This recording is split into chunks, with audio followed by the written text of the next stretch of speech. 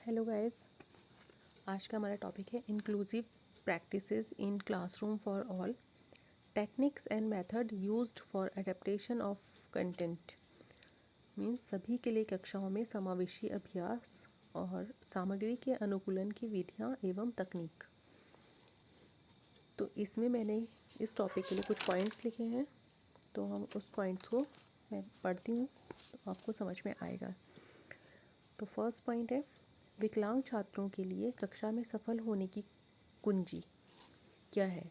अनुकूलन, आवास और अनुदेश और अन्य कक्षा की गतिविधियों के लिए किए गए संशोधनों में निहित है। समझो आप।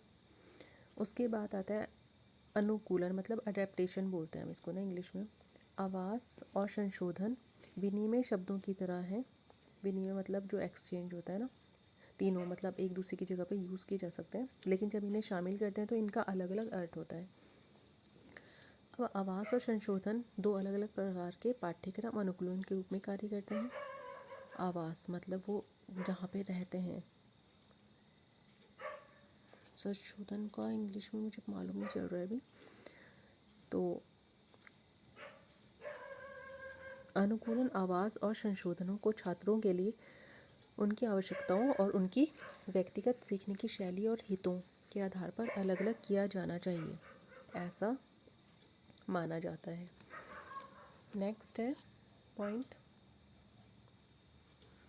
इस अध्याय का उद्देश्य, मतलब ये जो चैप्टर हम पढ़ रहे हैं इसका उद्देश्य शिक्षकों और अन्य लोगों को उन सूचनाओं को खोजने में मदद करना है जो कक्षा में उपयुक्त परिवर्तन करने में उनका मार्गदर्शन कर सकें, जो उनके छात्रों की आवश्यकता है। मतलब कि अगर कोई बच्चा मतलब डिसेबल है तो टीचर जो है, मतलब ये जो प्रैक्टिसेस है इंक्लूसिव क्लासरूम की प्रैक्टिसेस जो होती है ना, ये उन टीचर्स की मदद करते हैं बच्चों को समझने में और उनको गाइडेंस देने में। नेक्स्ट पॉइंट है पाठ्यक्रम अनुकूलन शैक्षिक वातावरण में अनुमेय परिवर्तन से है जो छात्र को समान उपलब्धि, परिणाम, लाभ और उपलब्धि के स्तर को प्राप्त करने का अवसर प्रदान करते हैं। तो जो ये पाठ्यक्रम है, तो ये जो अनुकूलन हम करते हैं, एडेप्टेशन करते हैं, तो इस एडेप्टेशन का मतलब क्या है कि बच्चे नॉर्मल बच्चों के साथ मिलजुल के अच्छे तरह से अपनी परफॉर्मेंस दे सके, कुछ अचीवमेंट कर सके, कुछ उसको एडवांटेजेस हो उसके लिए। तो इसका यही एक मेन मोटो रहता है। उसके बाद है नेक्स्ट पॉइंट, कुछ पाठ्यक्रम अनुकूलन मौलिक रूप से परिवर्तन या निम्न मानकों या अपेक्षाओं को अध्ययन के एक पाठ्यक्रम के अनुदेशात्मक या मूल्यांकन चरणों में नहीं करते हैं और उन्हें आवास के रूप में नामित किया जा सकता है। Sorry guys. तो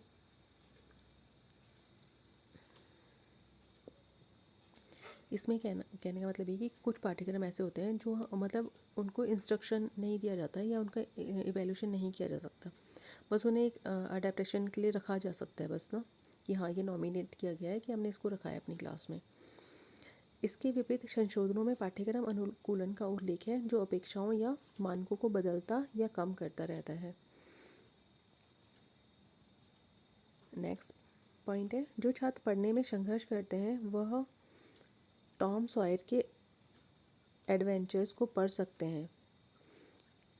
यह छात्रों को कक्षा में चर्चा में भाग लेने, लेकिन स्तर की उपेक्षाओं को पढ़ने में कम करता है, मदद करता है। या फिर ना एक बुक है टॉम सॉयर का के एडवेंचर्स, उसको पढ़ने जो मतलब जिनको पढ़ाई में दिक्कत होती है वो, या फिर काफ़ी स्ट्रगल करना पड़ता है उनको सीखने के लिए, वो ये पढ़ सकते हैं इस बुक को ना, उससे उनको हेल्प मिलेगी। अब नेक्स्ट है, आमतौर पर संशोधन का मतलब है कि छात्र को जो सिखाया या उम्मीद की जा रही है उसमें बदलाव। संशोधन मतलब कि करेक्शन, आई गेस, कि जो बच्चा सीख रहा है और हम उससे उम्मीद यही करते हैं कि उसमें थोड़ा चेंजेस आएगा उसको सीखने के बाद। आवास का मतलब क्या है? ये एक परिवर्तन है जो छात्र को असंगति से दूर रखने में मदद करता है। मतलब आवास का मतलब है कि छात्र को अगर अपने उत्तर को लिखने में परेशानी होती है उससे मौखिक रूप से हम उसका टेस्ट ले सकते हैं, तो ये उसको एडेप्टेशन हम दे रहे हैं, इसका मतलब ये हो सकता है। अब नेक्स्ट पॉइंट है संशोधन और आवाज़ के बारे में जानने के लिए सबसे महत्वपूर्ण यह है कि दोनों सीखने के लिए बच्चे की मदद के लिए है। मतलब ये जो संशोधन और आवाज़ है, ये दोनों ही चीज़ें बच्चों को सीखने के लिए, या तो एक चीज़ यूज़ करो या इसके बदले दूसरी चीज़। जैसे अभी हमने बात की, या तो उसका ओरल टेस्ट ले लो या उसका रिटर्न टेस्ट ले लो, जो भी सही हो वो हम ले सकते हैं। नेक्स्ट पॉइंट है व्यक्तिगत शिक्षा योजनाएं IEP। ये सूचीबद्ध करती है कि बच्चे को कौन कौन से आवासीय संशोधन प्राप्त होने चाहिए। अब एक जो संस्था है IEP, वो ये उसके मतलब सूचीबद्ध लिस्ट बनाती है कि बच्चे को एक इन चीज़ों की ज़रूरत हो सकती है।